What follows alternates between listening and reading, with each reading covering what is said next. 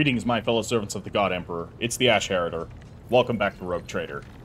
This episode is going to be something a little bit different. And this is one you can feel free to completely skip because we're not actually going to play the game this episode. What we're going to do this episode is respec a couple of characters. And yeah, there's a few things that I want to do. So, just to be upfront, I have installed the toy box. So this is the... yeah, it is a cheat engine. It also does a whole lot of other quality of life things that I think are pretty handy. I will not be using it for any sort of cheating, for any sort of getting anything in the game, or basically doing anything other than what I'm about to say right here, which is drastically opening up the respecking capabilities of the characters in the party. So, in the base game, when you respec, you can only respec the current archetype you're in. You cannot go back and change the previous archetypes. I see why they did it, but I kind of wish it was different. So the toy box allows you to respec all the way from level 0, so you need to choose your starting archetype, then you need to choose your second archetype, and then eventually you get Exemplar. What it can also allow is for you to cross and mismatch archetypes that are not normally allowed to be matched together.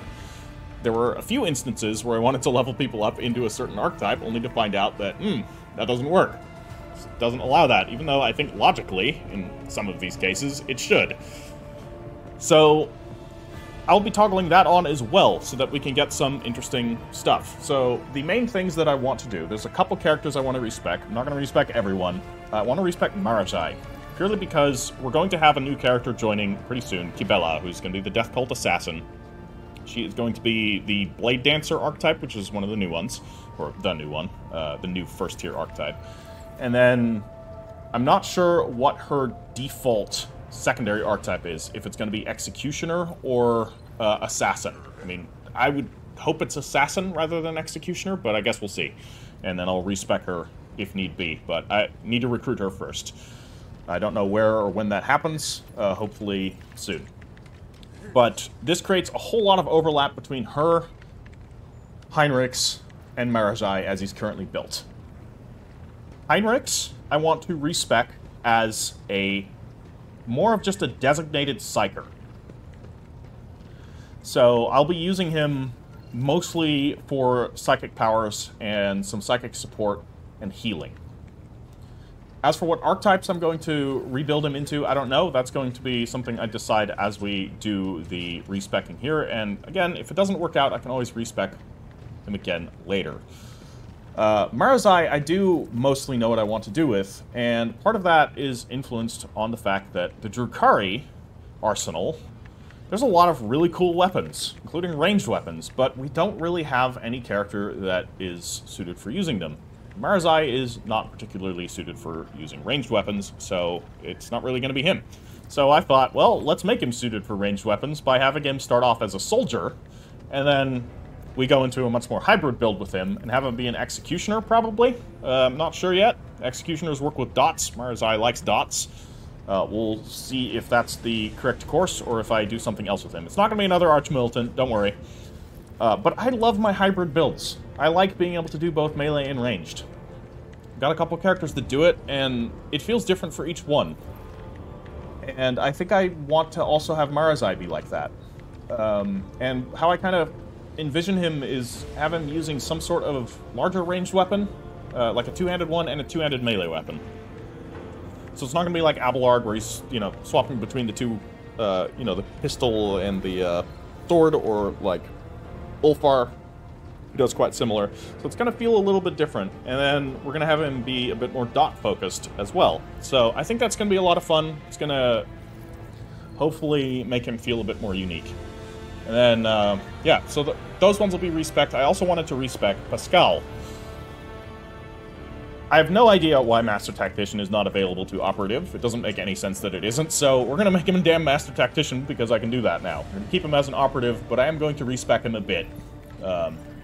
And have him actually use Master Tactician, because I think it's a cool archetype. I just don't have any character that it feels thematic to be a Master Tactician. So, yeah. That's going to be Pascal. So stay tuned for that. If you are not really interested in all this build stuff, you can skip this episode this 0.5 episode and just go on to the next one, which I'm going to probably be releasing an hour after this one. So it will be 2 episodes in one day for those of you that are more interested in purely the gameplay stuff. So stay tuned for that. That'll be up very shortly. But if you are interested in this, then do enjoy. I will be talking to Mr. Dan Rock here and doing the respecking, and it's going to be an hour or maybe more of that. So, alright guys, drop this video a like if you are enjoying it, and yeah, let's get to it. So, starting with Marazai, kind of thinking, I took a look at the Blade Dancer, so this is the new class. This and the Executioner are the 2 new classes that have been added by the DLC. I've taken a look at what they offer. You can see it right here. And Marazai would be a good Blade Dancer if I planned on using him in his, like, intended build. But I think I want to lean very heavily into the hybrid thing, and in that sense, Blade Dancer doesn't really help him, whereas I think Soldier, honestly, will help him. Revel and Slaughter makes thematic sense anyways. And Run and Gun, I know from other playthrough that I've just done in my own spare time, Run and Gun can be used in conjunction with a melee weapon, so... And also with Ulfar, like, he's run and gunning all the time, and run and chain sorting. So, I'm gonna actually pick Soldier for Marazai. Might be a little odd, but you know what? I think it's gonna be fine. So we'll give him Athletics, because that seems like it would make sense. Revel and Slaughter he has, and Firearms Mastery. And then we're going to start taking some just stat bonuses here. So I want to give him Ballistic Skill. We're going to also give him Weapon Skill through his base stats. So let's make sure we do that. Just make sure all of his base stats are good. So we'll give him Weapon Skill there. And we can give him more Ballistic Skill. We'll also give him Weapon Skill in a bit. And then I want to give him Dash. To give him some mobility, to kind of keep that mobility feel. So he's got 2 abilities now that help him move around pretty quick. Now we'll give him some weapon skill. And let's see here. He's got these abilities here. Fellowship and Willpower increased by 15. While bleeding, Marazai gains additional toughness bonus, extra armor.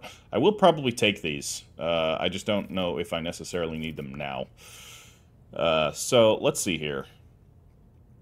What other stats do we want on him? I mean, agility and strength. We'll give him strength first, because I might have him using like a splinter cannon or something. I don't know. It's going to kind of depend on what we find. Strength. Yeah, we'll give him agility as well. He is a Drukhari, so he's going to be pretty fast. We'll give him athletics. Let's go with that. And then Firearm Mastery. Until the end of the soldier's turn, they gain 4 movement points and their attacks do not spend movement. I like that. It's going to fix with the hybrid build pretty nicely. And then, lastly, as far as stats go, I want to give him some toughness. Just a little. We don't need to give him too much. We give him more weapon skill here now. And then we can give him another ability. Is he going to do Controlled Shot? I don't know. What about Concentrated Fire? That requires an area attack or Rapid Fire here, maybe? Controlled Shot's just not very thematic for him. We'll give him Rapid Fire. And then we can give him another ability here. He's an elf, so, or an Eldari. They have good awareness, so we'll give him that. And then more strength. And then we can start giving him some of the proper abilities here. So let's see here. What are some options? Swift movement, always good. This is just a common talent, right? Yeah. So we don't have the special class ones here. So we'll have a quick look. There are some common talents that I would want. So actually, Mantle of Agony doesn't sound like a terrible idea, regardless.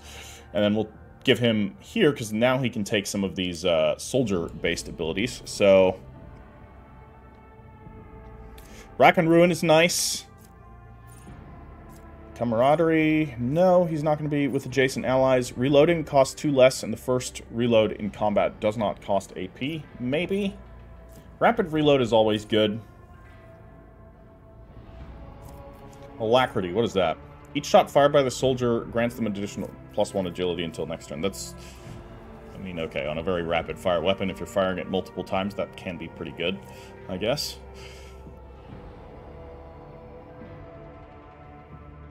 Okay, enough bullets for everyone. What's Fortress here? Integrity. While at full wounds.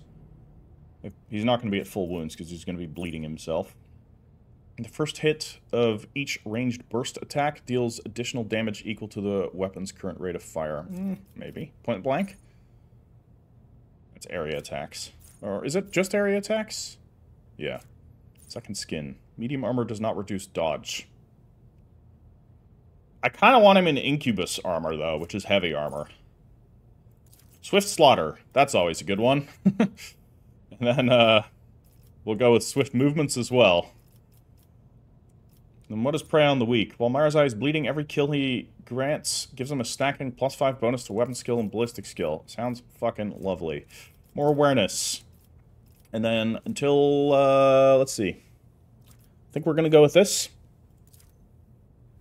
Until the end of combat, all of the soldiers' attacks are 20% harder to dodge.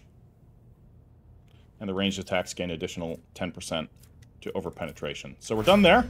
And then we go into the next tier here. So I don't know exactly what Executioner does, aside from that it uses damage over times. But is it melee or ranged specialized? That I don't know. So let's quickly have a look at its base abilities, and that should give us an idea. So Executioners are specialists in inflicting enduring and excruciating pain on all enemies around them, exploiting it to quickly eradicate their adversaries. I mean, sounds like a Marazai thing. Core focus, damage over time effects, melee damage, negative effects, crowd control, large numbers of wounds. Okay, I mean, it is melee focused, it seems, but I reckon there's probably going to be a bit of ranged synergy. And that's fine. So, where it hurts, this will be the keystone feature. If the target of the Executioner's next successful attack is under any damage over time effect, this target will immediately suffer 3 instances of damage from each of these effects. Ow! 2 instances if the Executioner makes a burst or area attack. So it does work with the, like, it takes into account that this works with ranged. So that's cool. This damage is dealt after all other effects from the attack are applied. Then all damage over time effects are removed from the target. Okay, so it's nice, like, just getting those dots to proc instantly. At the cost of maybe some longevity from the dots. The ability is applied instead of Scourging Strikes and removes all stacks of Forced Repentance. Alright, so Forced Repentance here. Whenever the Executioner inflicts damage over time effect on a target which is already suffering from an effect of the same type, the target immediately suffers an additional instance of damage from the initial effect. All damage over time effects of this type on this target, including the one just inflicted and the ones that will possibly be inflicted later, have their level increased by Medicae divided by 15. Okay, so we actually want to give him some Medicae. Interesting. Then Scourging Strikes. The Executioner's melee attacks inflict 2 times strength bonus level of bleeding on all targets hit. Fine. This all sounds fine to me. Carnival of Misery. So this is the heroic act that they get. Until the end of combat, all damage dealt to enemies by damage over time effects is increased by 100% after all other modifiers. Ow. Okay, this effect stacks and can be inflicted by more than one Executioner. Oh joy. Alright, we're doing it. Executioner it is. So, yeah, we have Forced Repentance, Scourging Strikes, and Where It Hurts. So this is an active ability, right? No, actually, I have no idea. That might just be a passive. I feel like it's a passive. We get our ability here. Ooh, Exsanguination. The Executioner immediately inflicts bleeding 5 on an ally of their choice, including themselves. That ally gains a +5, plus Medicae divided by 10, bonus to dodge, and +3 movement points until the bleeding ends for any reason. That's kind of cool. Gift of Torment. Until the start of their next turn, the Executioner gains bonuses to their parameters for each creature, enemy or ally in combat suffering from the following damage over time effects. Okay, that's also really good. Bleeding grants toughness bonus divided by 2 armor per creature. Burning, same thing. Oh, that except dodge. And then Toxin is +1 deflection per creature. Fuck, this is cool. All right, Merciless Verdict. The Executioner's next ranged attack or psych. See, it works with range. Nice. The Executioner's next ranged attack or Psychic Staff ability inflicts a damage over time effect on all targets hit. The type of this effect depends on the attack's damage type. So, physical damage inflicts toxin. Oh man, I want, like, all of these. The level of this damage over time effect is equal to the weapon's minimum damage divided by 7. And then pain resonance. All enemies... Well, that's a big area of effect. All enemies suffering from damage over time effects in a 4-cell radius around the Executioner immediately suffer an extra instance of damage from these effects. They must also pass a resistance test with a Medicae divided by 5 penalty or suffer an additional negative effect. The effect and type of the resistance test depend on the initial damage over time.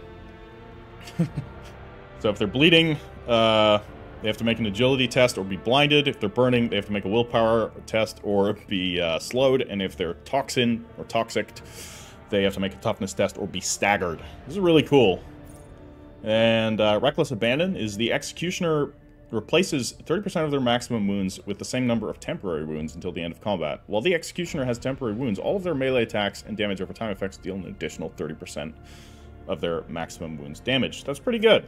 And then Terrifying Strike. The Executioner's next melee attack forces all enemies to run away from the Executioner in a straight line for up to 3 cells. During this movement, the targets do not provoke attacks of opportunity and leave a bloody trail on the ground, which remains until the end of combat. Movement through these bloodstained cells costs the Executioner 0 MP. Okay. That's pretty cool, but more melee-centered. I'm gonna take... I want Exsanguination and Merciless Verdict, and then probably Gift of Torment. But let's start with Merciless Verdict here. That sounds like a lot of fun. And there's all these different things. Oh boy. Acute pain. Whenever an enemy suffers damage from a damage over time effect inflicted by the Executioner for the first time in combat, that damage is increased by 100%. I mean... it's a momentary benefit. All-encompassing agony. If the enemy, or if an enemy suffering from any of the Executioner's damage over time effects is suffering from bleeding, burning, and toxin at the same time, all of these effects deal 30% more damage. That's going to be hard to pull off. Anatomy expert. The maximum number of wounds for the Executioner depends on their Medicae instead of toughness. Well, that's fucking cool. It's not good right now, but that could be good. Battle of Attrition. At the start of each round, all enemies suffering from any damage over time effects inflicted by the Executioner have their incoming damage over time from any source increased by 20%, which stacks. Oh joy. Battle of Attrition sounds awesome. So this needs Exsanguination, which we're gonna get. Bloody Trail. While moving, all bleeding enemies leave a bloody trail on the ground. Okay. Oh, so this is just that, but passive all the time. That seems pretty good, but... maybe. Whenever an enemy suffering from toxin inflicted by the Executioner dies, all enemies in a 2-cell radius around that enemy suffer 3 levels of toxin. Death in the air. That could be fun. That could be really fun. Death Warrant. The level of damage over time effect inflicted by the Executioner's Merciless Verdict is increased by maximum weapon damage divided by 5. Absolutely, we're taking that. Alright, Carnival of Misery. Yep. And another action point. And let's give him more ballistic skill. More ballistic skill again. Let's see here. What's Deep Laceration? When using Scourging Strikes, the Executioner's melee crits inflict 12 levels of bleeding on their target instead of 8. Okay. Does it hurt? All damage over time effects inflicted by the Executioner gain 20% critical hit chance. Oh, yeah. Yeah, sounds good. And then we're going to take Exsanguination. And then we can look here. There was the Exsanguination one. What was it? Bleeding Stigmata. That was it. Targets of Exsanguination are immune to toxin and burning while suffering from bleeding. That sounds really good. And then we're going to start stacking the Medicae here. And let's start stacking the weapon skill. And Emboldened by Bloodshed I don't think is going to be super relevant. So what else can we take here? This is a common talent, so we can't stack in any of the other attributes here. So we'll have a quick look. Dual weapon combat. I'm not sure. I might just have him run with like a 2-handed ranged weapon and a 2-handed melee weapon, like a clave and a you know, a hex rifle or a splinter cannon or something. So I think we don't need that. Melee superiority, I don't mind so much if they get melee superiority against him. It is good. But actually, heavy armor proficiency. Allows the wearing of heavy armor. I don't know if the incubi armor counts as heavy armor. That's the problem. I'm not sure it does. So that might be a wasted talent on him. But I want him in incubi armor. I think that's going to be really cool. We could give him the base skill Medicae. That's maybe not a bad call. Otherwise, I don't really know what else there is here. I mean, it will not die. Yeah, I mean, it will not die is going to be really good. So why don't we just give him that. And then we can take some more talents here. Whoa, Vivisection. I love Vivisection.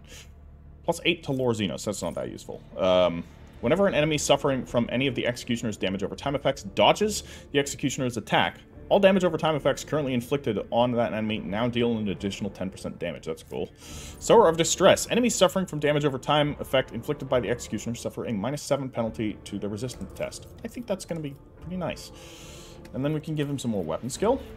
And here we'll give him more Medicae. And now we have some upgrades to Carnival of Misery. Until the end of combat, all toxin and burning effects from any source inflicted on the Executioner's enemies ignore their target's armor and deflection. The damage of all bleeding effects from any source inflicted on the Executioner's enemies is increased by additional 30%. That sounds pretty good. Then here we have, when Carnival of Misery is used, all enemies suffering from any damage over time effects immediately suffer an additional instance of damage from these effects. That's cool. All enemies in combat immediately suffer bleeding, burning, and toxin.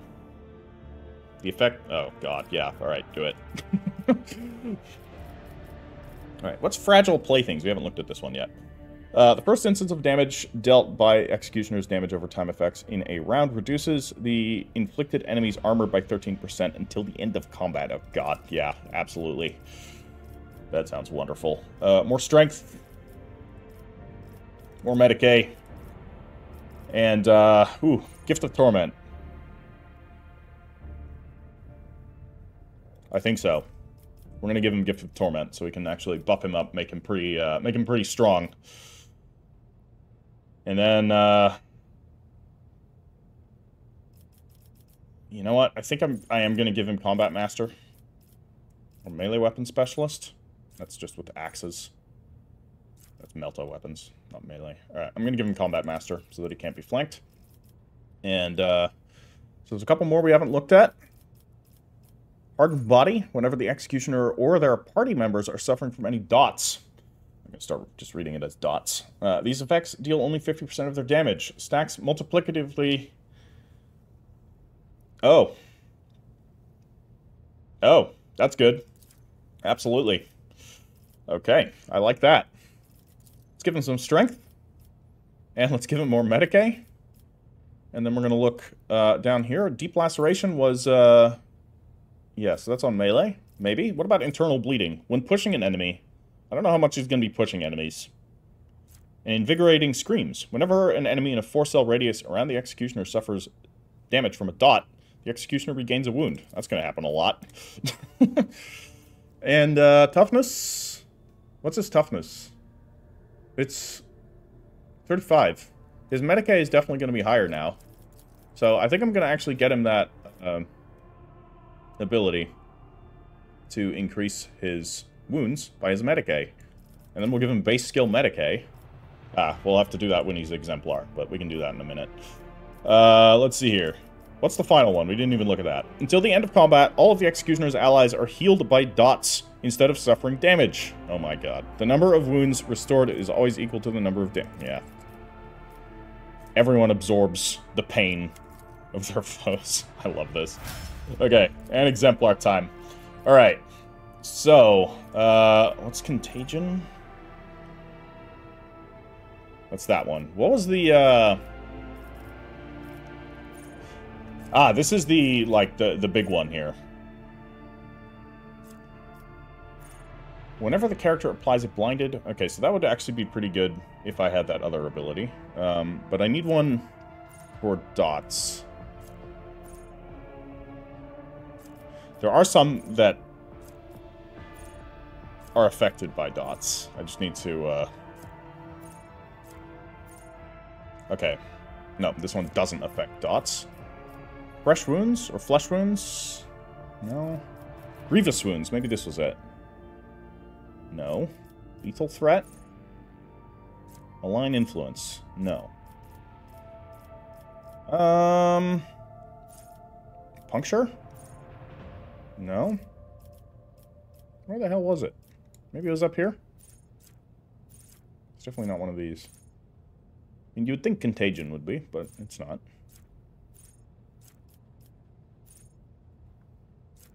Death Dealer. Every round after the character kills the first enemy, the character immediately makes an additional single attack against the closest enemy they can target with the same weapon if possible. This attack deals 30% of the base damage, with a 10% bonus for every difficulty tier of the first killed. I mean, that is going to be good, because he's going to be killing a lot of people. Ah, this would be handy with that other talent, the internal bleeding. But, no, I am a little confused at it, because I could have sworn there was a dot-based effect here, but perhaps not. Ooh. That's cool. That's really cool. Like, stacks with all these other abilities here. That's awesome.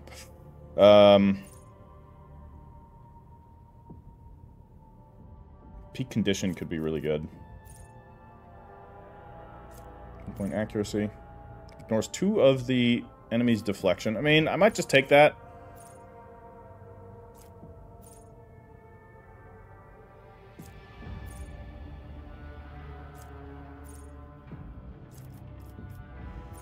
Yeah, I'm not seeing the thing here. So I think I'm going to take pinpoint accuracy, just to reduce their deflection here. And then we can start taking other abilities. So I think I want... Oh, is this forcing me to take a soldier upgrade only? Combat Medicae? No. What are some good ones here? So I don't know if he's going to use burst weapons, and I don't want to spec him to be either burst or single shot, because I want to be able to switch those out as I so desire.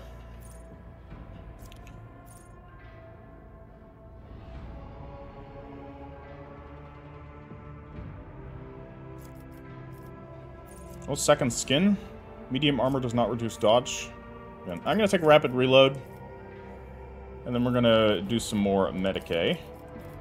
Bonus. And then here we go. This is the one I wanted. So, Anatomy Expert. There we go. He's going to have a lot of health. And then, let's give him Ballistic Skill. And so we can give him another basic talent. Does this only include the basic talents? It does. So, well, we've kind of already given him a lot of basic talents. So, I'm just going to have to figure something out. I'm just going to give him the heavy armor proficiency in case that's relevant. Alright, Marazai has been respec'd. Let's actually give him the equipment that is going to work with that. And, yeah, let's see here. So he's not going to be dual-wielding these anymore. I am going to keep him with the Bloodseeker Clave, though. That is going to be a thing that he is going to use. Then it's a matter of Hex Rifle or Splinter Cannon, or Dark Lance. That is also an option. I think the Life Sunderer, this is a Splinter Cannon, could be really fun.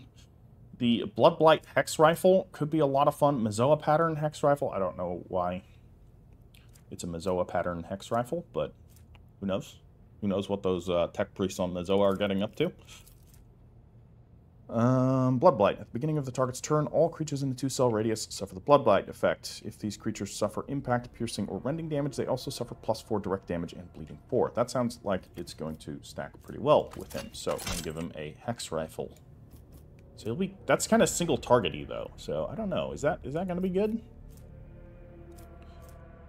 Xenohide Gloves. 10% extra area attack. I mean, he can do area attacks. 3-cell radius around him. We can keep enemies close to him. I'm okay with that. Could also give him the Pitch Black Desolator. That'll set things on fire. That could be fun. The cool thing is we can just swap these out, right? Like, we have all these good weapons. The Life Sunderer. Just give him a fucking Splinter Cannon.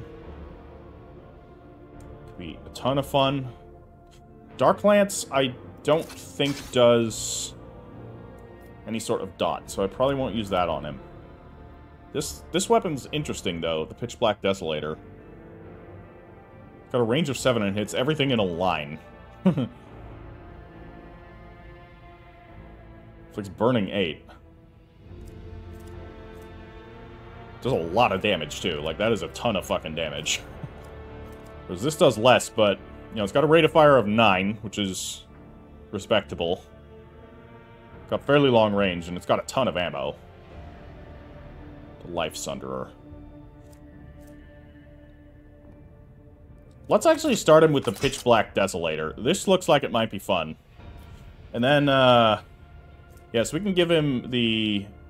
so the Armor of Despair is medium armor. So I didn't need to give him the... and the Incubus armor is also medium armor. So that was a wasted talent. But you know what? Whatever. I didn't really have anything better to give him. So, alright. Marzai is done. So, let's continue on. There's a couple characters that I don't really feel like I want to or need to respect. Like, Argenta, I'm cool with how she's built. Abelard, I'm also cool with how she's built. I'm pretty sure I'm fine with... he. I'm also fine with Ulfar here. But Pascal, I think I already actually modified Pascal here. Yeah, so we've got to change him up. So we're going to keep him as an operative. That's no problem at all. So we're going to keep that going. And we are, of course, going to have him go all in with the tech use. So we don't need to take too much time to do all of this stuff. But I do want to make sure that... when the common talents come up, I actually use the common talents for their intended things. So, I like Joint Offense. Joint Offense is quite good. Extra critical hit chance against targets suffering exploits is quite nice. And then we want to give him some Ballistic Skill.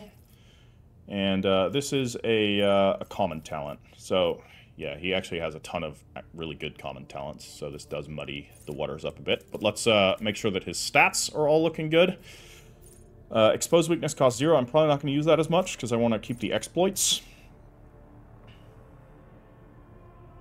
Whenever the operative triggers an exploit on an enemy, the operative gains +1 damage and 2% armor penetration. Okay, only applies to the first strike. Yeah. Tide of Excellence is good. Ballistics calculation... it requires him to be very long range.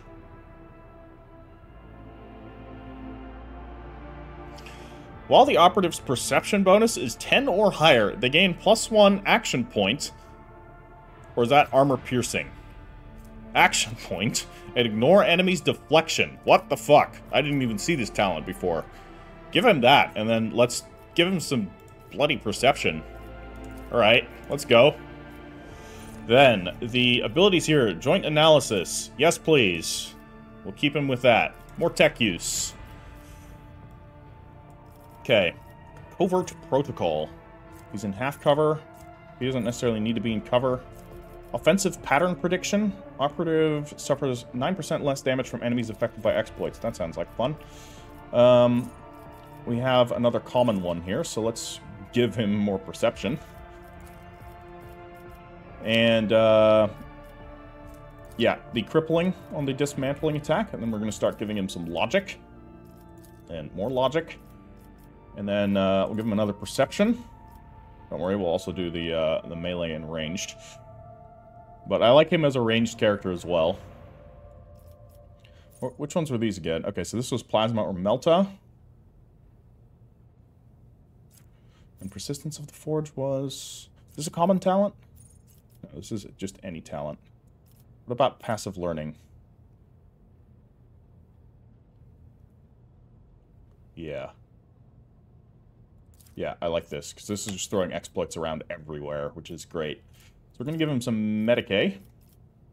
And then we need to give him another ability here. So Tactical Knowledge. This could be quite good, because he's going to have a lot of exploits around him. And that's going to increase the armor on all allies. I like this idea. Tactical Knowledge. And then, let's see. Rise of the Forge. Persistence of the Forge. Forge World characters. No, we need to actually give him stats here. So we'll give him a weapon skill. And then I want to look here. Improve tactics. Tactical knowledge requires 3 exploits instead of 4 and increases the operative's damage by an additional 20% once at this threshold.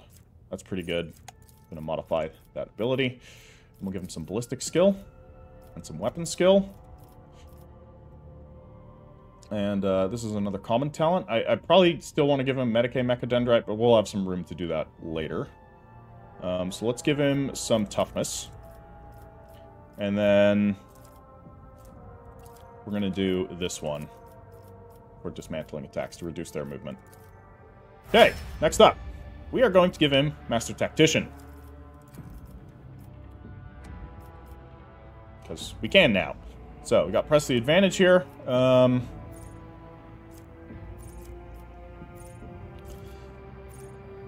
Okay, so finish the job. Can only be used on enemies with the unfinished business effect. How does that work again? Yeah, I still don't really understand how that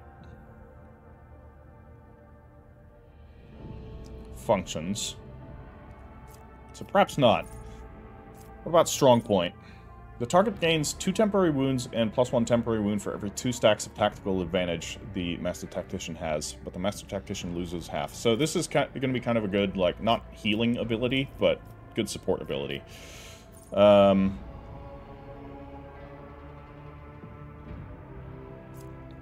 Suppressive fire. That's cool. That is very cool. Let's look through here, because I didn't really use any of these, because I just didn't really have much of a use for this. The Master Tactician begins combat with additional stacks of tactical advantage equal to the number of enemies. That's pretty good. Just start it up. An Orchestrated Firestorm. Yeah, that's a nice one. AP increase, very nice. Let's give him some more perception. Let's give him some more perception. And new talent here. Joint Offensive. Master Tactician gains 1 stack of tactical advantage for every hit scored on enemies. That's good. Okay, that's also good. Master Tactician deals 12% more damage to targets with less than 50% wounds. Okay. It's good for healing and for dealing damage against low health targets. That could be nice. But I think I'm going to take Suppressing Fire. Then assign objective. The Master Tactician marks an enemy. If that enemy is killed by one of the Master Tactician's allies before the beginning of the Master Tactician's next turn, that ally gains a fair bit of momentum and +5 to all characteristics until the end of combat. This costs 1 AP. I like this. But what's Linchpin? The target ally or the Master Tactician gains +1 resolve for every 5 stacks of tactical advantage, but the Master Tactician loses half of their stacks of tactical advantage. Until the beginning of the Master Tactician's next turn, the Master Tactician gains stacks of tactical advantage equal to 22% of all momentum the target gains. Okay, that's a good momentum modifier. But I'm going to take Assign Objective. So I like that. Ally Coordination. I looked at this one already. Comfort in Conformity. Whenever an ally grants the Master Tactician stacks of tactical advantage...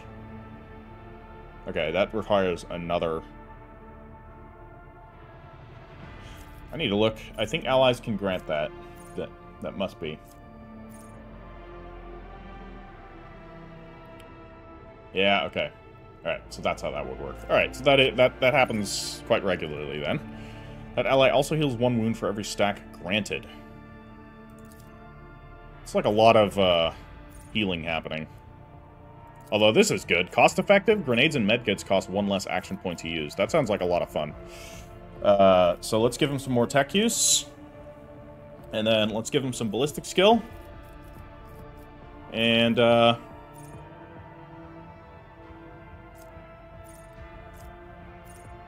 damn. I wish calculated relations would have affected tactical advantage, because he needs fellowship for that, but ultimately the fellowship doesn't affect things that much, so I don't think it's like super necessary. So we have a common talent here that we can use to get another attribute here, so we will get strength on him, and then we can have a look at some more of these. What is Undisputed Advantage? Press the advantage, ignores cover and dodge. Okay. That's the No, it's not the base ability here. What is the base ability?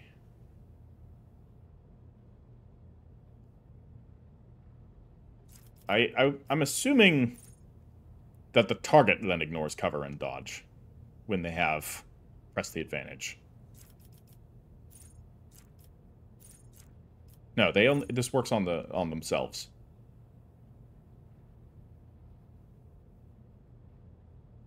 I think. Let's check tactical respites. Okay, it's a reload thing. I think most of the range characters are going to have rapid reload. Something like it, so... At the beginning of the Master Tactician's turn, if their momentum is higher than 125, the first burst attack or area attack costs 1 less action point. So that, it does involve them making sure that their momentum is quite high. We'll see. Stronghold. Strong point also grants half of the amount of temporary wounds to the ally closest to the target. Absolutely, let's buff those abilities that we do have. More tech use. And let's get more ballistic skill. And the last volley. So, the Master Tactician and 1 random ally makes 2 attacks instead of 1 during Orchestrated Firestorm. I like that. Okay. Don't even need to look at the others. That sounds like fun. Dawn of Victory. Personal involvement. Okay, extra resolve. Hold on, so, what was it? Salvation? No, it was stand resolute. I don't know what I was looking for before. Here we go. At the beginning of the Master Tactician's turn, if their momentum is higher than 125, so I need to quickly... Yeah, so momentum is party-based. Yeah. Okay, so this is basically something that is then... Okay. That does require a bit of extra turn control, and I don't know how often I'm going to remember to save the momentum for Pascal's turn when I bring him. So let's look for some other things. Salvation, no. Primary objective. Assign objective also makes the target suffer 7% more damage from any source. Yeah. I like buffing the abilities we have. We'll give him more logic as well. And let's give him some more weapon skill. And I think it's time we give him Medicae Mechadendrite finally. And we get another ability. So I could do Linchpin. Or we could do Inspire. I don't know. Is Pascal the inspiring type? I don't know. So finish the job. Can only be used on enemies with the unfinished business effect. This effect is applied to enemies... Okay, this explains how... Okay, I should have just read a little bit farther. This effect is applied to enemies which were attacked by the Master Tactician's allies, but not by the Master Tactician, and at 50%... Okay, this will trigger a fair amount, actually. So let's do that. And what does it do exactly? The Master Tactician immediately attacks the target with a single shot or strike. This attack does not count towards the attacks per turn limit, dealing half the weapon's maximum damage and an additional ballistic skill bonus damage. Yeah, that's cool. And there must be a... this is called Finish the Job. Perfect Finish must affect that. Finish the Job has a 75% extra critical hit chance. Sounds good to me. Okay, more weapon skill. Make him a hybrid. I like my hybrid characters. What can I say? Logistical superiority. That sounds like something that he would do. Whenever the Master Tactician or their ally uses any consumable item or reloads a weapon, they gain 2 stacks of or the Master Tactician gains 2 stacks of tactical advantage. That sounds fun. More weapon skill. Sure. Close-up scanning. Okay, Machine Spirit Protocol. Oh, Machine Spirit Communion applies 1 stack of exploit on all affected enemies. That's kind of fun. Increases perception by 10. I do need more perception. Okay. I don't need this one. Probably not going to use it more than once per combat. But let's look at the other ones here for last volley. All allies, including the Master Tactician, that have a weapon capable of burst attack, use burst instead of single. All allies automatically dodge friendly fire. Oh boy. Sure, why not? It's just buzzsaw the whole area. Okay, and Exemplar. So, I think there's some interesting...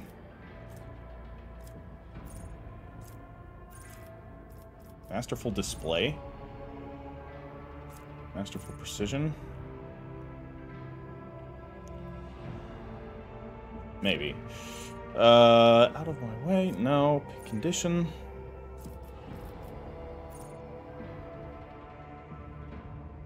Potential. Or pinpoint accuracy. Pinpoint accuracy does sound good. It is just a nice one to have. There are a few more.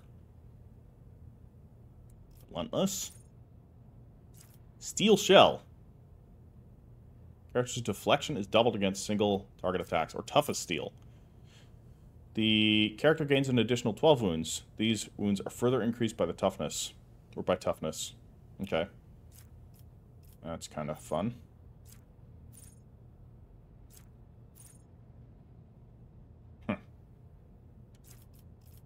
Puncture?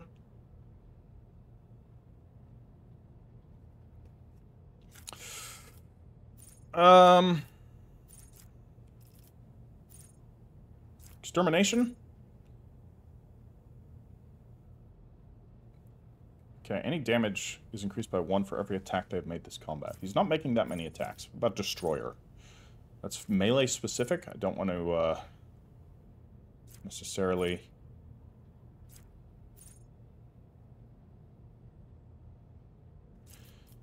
No, I think I'm going to go with, Tough as Steel. Give him some extra health. Okay. The Steel of the Forge here, when wearing heavy armor, gains +1 movement points, +1 deflection, and cannot fall prone. I think I might take that. Sounds like a lot of fun. But, do want to, have a look here.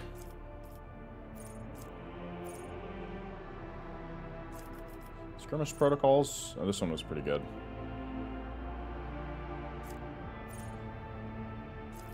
No, I'm gonna go with Steel of the Forge. So, just need to make sure he's in heavy armor. And we can give him more tech use. Pinnacle of Weaponry was specifically Plasma, Melta, or Power Weapon. And it's, like, that damage bonus is good, but it's not gonna stay all that good later. But I'm gonna take the Machine Spirit Scan protocols, unless there's some other stuff here. Oh, hold on. We could take some of these extra abilities.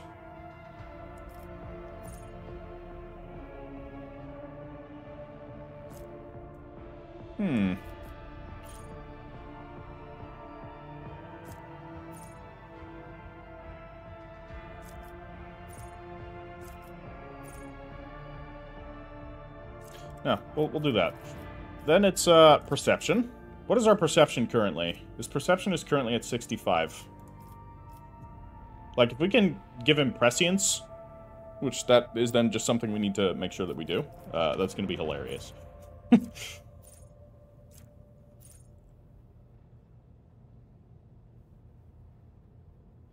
Do we want to have him continue using Plasma or Melta weapons? Probably. Let's give him Filtering protocols. Okay, so that's everything for him. Let's make sure he's well-equipped with everything that he needs. I don't think he needs to get too much new equipment. Like, we keep him with the Mizoa pattern plasma gun, unless there's better here. It's a heavy plasma gun that does less damage. And there's the Ritobi pattern. It's less armor piercing, but does a decent amount more damage. Aside from that, there's not much difference here. This one also gives dodge reduction. I think the, yeah.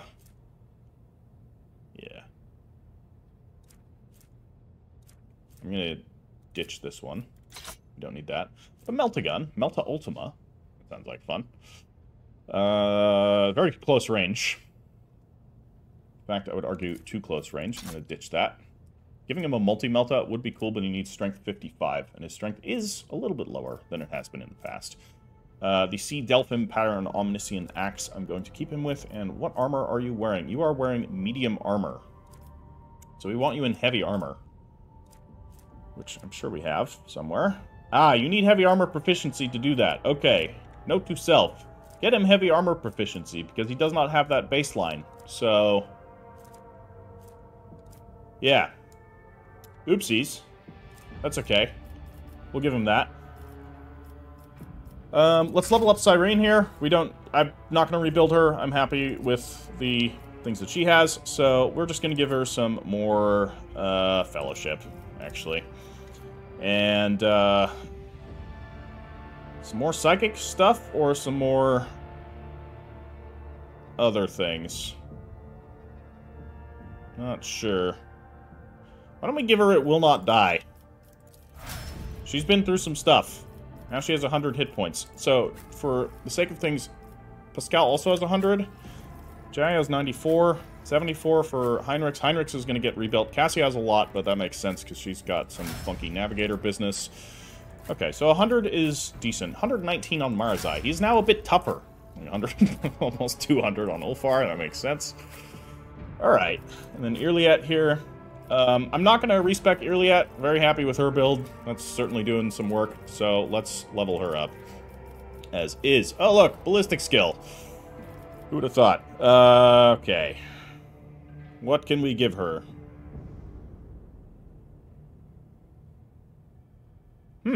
I don't know, actually.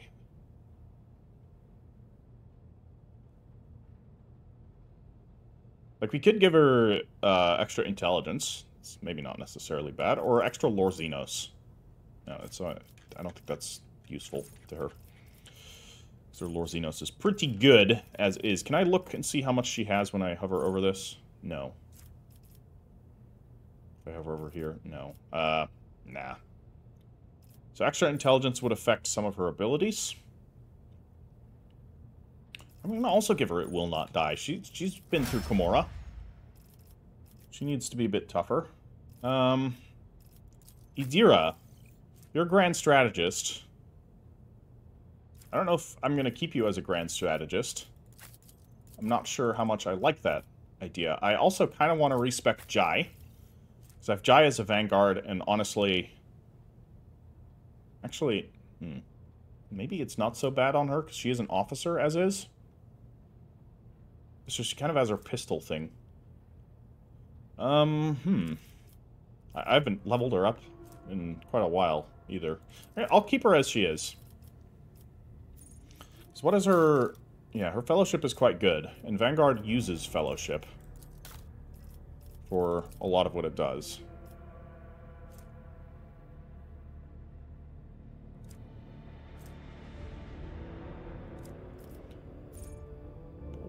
Okay, well, let's just proceed onwards here. We did give her some Vanguard abilities.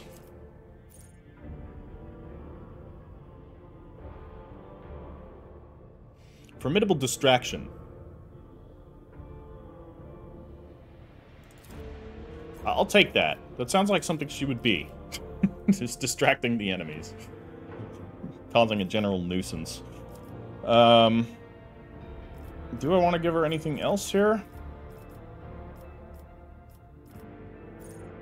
She has a lot of abilities here already. Combat Master.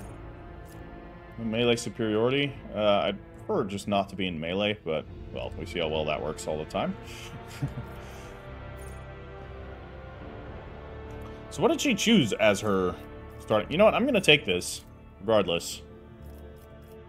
So that's kind of good.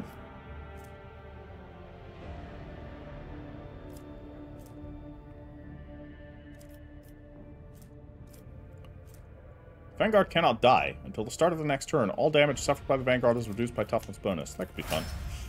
Alright, then we gotta go to Exemplar here. And, Attention, maybe? After an ally takes an extra turn provided by the character, that ally gains 7% armor, 7% dodge, and 3 movement points until the end of combat. I'm gonna give that to her. And then, let's see here.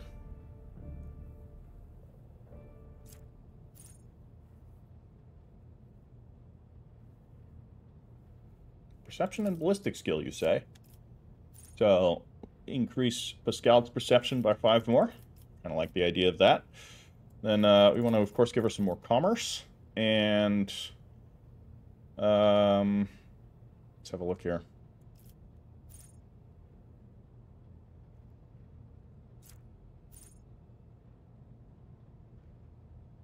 Okay, defensive comrade, beacon of might. Start of the Vanguard's turn. Before their temporary wounds are lost, the Vanguard gains a number of temporary gains plus. Okay, extra strength, but that's for a melee Vanguard. Not relevant for her. All allies affected by the Vanguard's abilities are 12% less likely to suffer a critical hit. That sounds like fun. Protective word. Punish the imprudent. Once per round, whenever an enemy that considers the Vanguard a priority target enters a cell adjacent to the Vanguard, that enemy provokes an attack of opportunity. Maybe. Each stack of unyielding beacon additionally grants or increases armor. Yeah, that sounds good. That's kind of just a passive thing that I don't need to think about.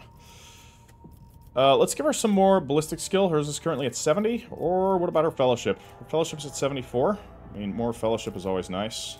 Her toughness is at 55. She's fairly tough. I mean, I'm kind of reasoning that, you know, she's got all this cybernetics, but we're going to give her some more ballistic skill. And then, this is a common talent. So let's actually look. Did we give her more toughness? We did already. Alright. So that doesn't help there. Grenadier. Why not?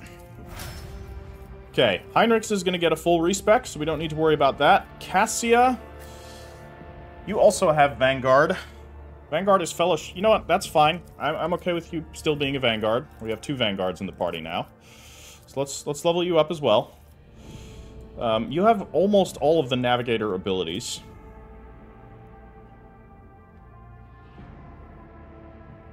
Yeah, we'll take Unblinking Stare. I just want to, you know, she's basically just pure Navigator. So...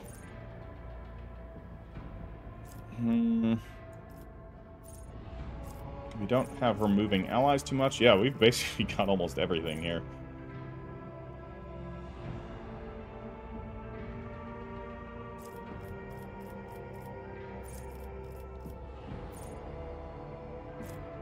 We'll give her some fellowship. Why not? And she's also an officer. What is her fellowship at? I don't know. I will give her this. Because she is often near allies. Let me go into Exemplar. And I want to quickly have a look for some of the potential abilities that she can get. There are no Navigator-specific ones, unfortunately. What about Eager Subordinates? Yeah, why not? Ever give allies more damage? So first tier archetype talent. So this is going to be another officer-based talent.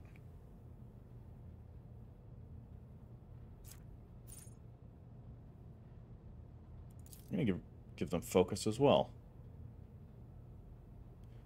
This bonus is stacked, but half of the stacks are lost at the end of the target's turn. Commanding voice.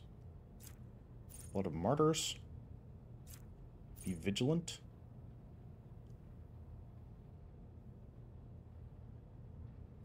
Armor of Contempt. Whenever an ally is affected by an officer's ability or talent that grants temporary wounds. I don't know how often she's granting temporary wounds, to be fair.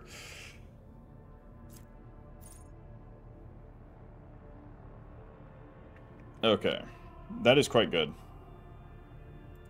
We'll take Lasting Impression. So half of the bonus granted by Voice of Command remains until the end of combat.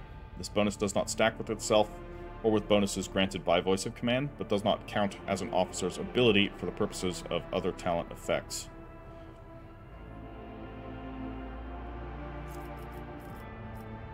That's pretty good. With this personal oversight here. Whenever the officer targets an ally with an action. Okay, this might be better because she can use the Glimpse of Fate or whatever on allies as well. That ally's resolve is increased by 1 until the end of the officer's next turn.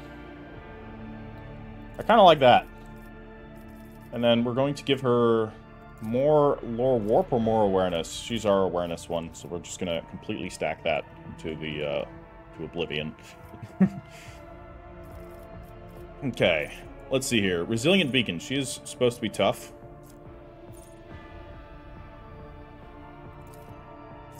Renitent Beacon still. I'm going to give that to her as well. That's just one that I don't have to think about using. And then, more perception. Those are, that's at 85. Willpower is at 95. Let's go with the 100 willpower. Very nice. 100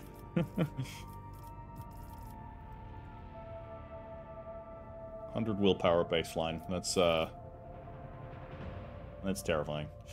Okay, this is just a common talent, so... Let's see here. It will not die. Extra wounds on Cassia. Sure. Now she has 153 wounds. You're almost as tough as a Space Marine. How do you feel about that? Abelard, he needs some stuff here. So, steady superiority. How do we want to modify that? I like this. Just make him not die. We've had a couple of instances where it's been down to one arch militant, and if it's going to be Abelard, I want to make sure he's gonna stick to it. So, what can we do to make him even tougher? Well, there is always... actually, peak condition. He is peak condition. I mean, he may be old. What's his max wounds? Can't see. Damn it. I think it's around 100. So that would be an extra... Yeah, I'm doing that. That's going to be a lot of strength. And I'm going to do that for Ulfar as well. So, we have some abilities that we can have for him. I kind of... This is a first tier archetype thing, actually, so hold on. There's some good ones here. Defensive maneuvers. Or defensive stance. No. Oh, they do... Charge and slash do not affect this bonus. That's kind of good. But he does usually attack every turn. Epicenter of Slaughter. Whenever the wearer is attacked, or the warrior is attacked, they gain 1 stack of Epicenter of Slaughter until the end of combat. At the start of the turn, the warrior gains +1 temporary wounds for each stack. These temporary wounds cannot exceed 7. It's not so big at this level.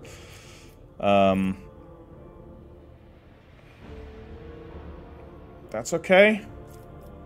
Living Shield. Ah. I like that. Fuck up enemies' area attacks while they're targeting, or while Abelard's in it. So you can put him next to other allies. You know, he's usually near somebody. I don't really run super squad-based tactics, but area attacks... oh, actually, that is just area attacks here. Hold on. Can we go back and not take that? No, I can't. Actually, I can swap it out. All right, good. Because that was specific to area attacks rather than burst fire. Ramming speed, extra distance on charge. Yes, that's often a problem, as you can't get in close enough. More carouse or more athletics? I'm gonna give him more athletics.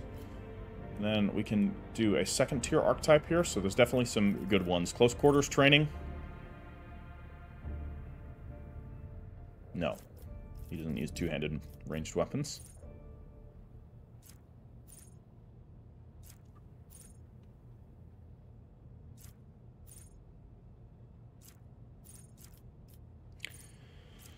Preferred targets. When the Archmilitant attacks targets that have their dodge reduced by any effects applied by the Archmilitant's allies. Okay. The Archmilitant gains 10% critical hit chance. He's not really a crit-based character.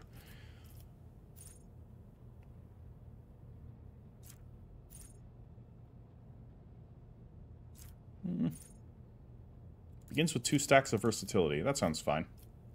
More weapon skill. And, I think we're going to go with Stronger Together. Same as with Jai. Just to give everybody some extra stats all around the board. Okay. Argenta, we're not going to alter her build. So that one's pretty good as is. I don't feel the need to alter that. I will give her Swift Movement. Make her even faster! Ulfar, you don't need a build-altering thing either. Ooh, ballistic skill. It's 80. What's your weapon skill? 95. We'll give you more ballistic skill. You're shooting a lot of people anyways.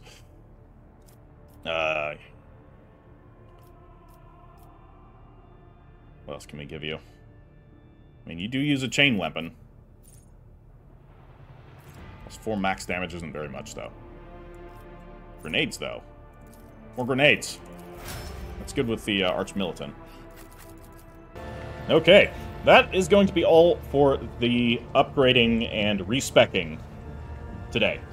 So, as I mentioned earlier, the actual episode coming out today should be out by now if you actually sat through and watched all of this. So do give that one a view, and the regular story will continue. Hopefully we'll encounter the new companion. I don't know if that's going to happen immediately in this act or a bit later. We shall see. And yeah, drop us a like if you've enjoyed it, and I'll see you in the next one, which is now.